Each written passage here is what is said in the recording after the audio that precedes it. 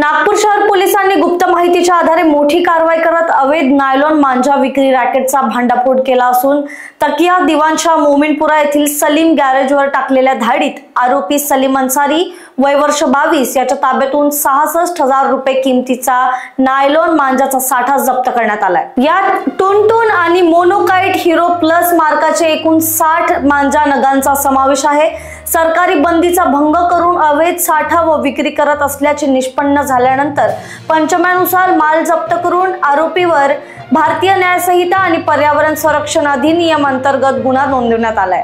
ही कारवाई पोलीस आयुक्त doctor Ravindra Kumar single यांच्या मार्गदर्शनाखाली वरिष्ठ निरीक्षक बाबूराव राऊत आणि त्यांच्या पथकाने केली असून प्रकरणाचा पुढील तपास सुरू आहे।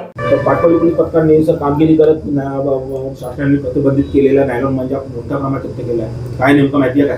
बरोबर, येणारे दिवस आता मकर संक्रांती दिवस येत आहे, त्या अनुषंगाने बरेच लोकांना जे पतंग उडवण्याची शौक आहे ते धागा जे वापरायला पाहिजे त्याच्यापेक्षा हे जे नायलॉन मांजा प्रतिबंधित आहे शासनाने केलेली, ते नायलॉन मांजा वापरल्यामुळे बरेच पक्ष्यांचं नुकसान झालेलं आहे, जनावरांचं नुकसान झालेलं आहे, मुलं मुली माणसं बरेच दगावलेले आहे। त्या अनुषंगाने आतापासूनच त्या गोष्टीकडे लक्ष देणं सुरू आहे।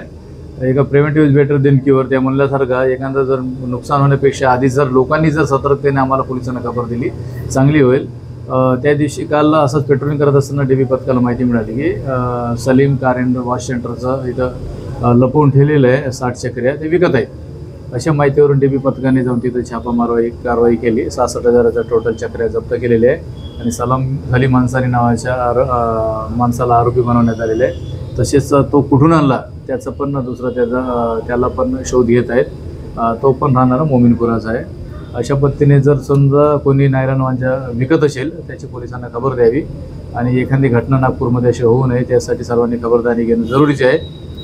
यासाठी माझा नंबर पण सांगितलेला आहे 7020753909। लोकांना परत विनंती आहे की अशा पद्धतीने नायलॉन मांजाची खबर पोलिसांना द्यावं जेणेकरून एखादी जीवितहानी जे होणार आहे ते टाळता येईल। याच्यात पथकाचे प्रमुख PSI माझगावकर होते, रवींद्र राऊत, मुकेश यादव, सुशील रेवतकर, अमित ठाकूर, युनुस शेख आणि पाल यांनी कारवाई केलेली आहे।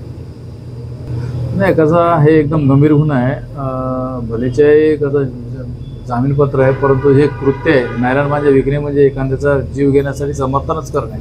अशा पद्धतीने गुन्हा असल्यामुळे नागरिकांनी सतर्कता राहून पोलिसांना खबर पण द्यायला पाहिजे। रिपोर्ट विशाल बांबळवार, लोकवाहिनी मीडिया, नागपूर।